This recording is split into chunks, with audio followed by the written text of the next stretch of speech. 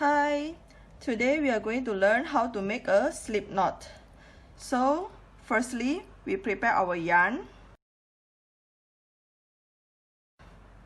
Hold it in this manner, okay, and then twist it and pull it inside.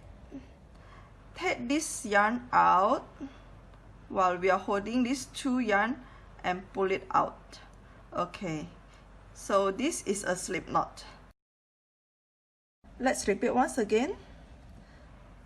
So I prepare a yarn, hold it this, twist it, pull it backwards, and then take the yarn from the inside out while we are holding. On the left hand, we hold both yarns out, pull it out. So this is a slip knot.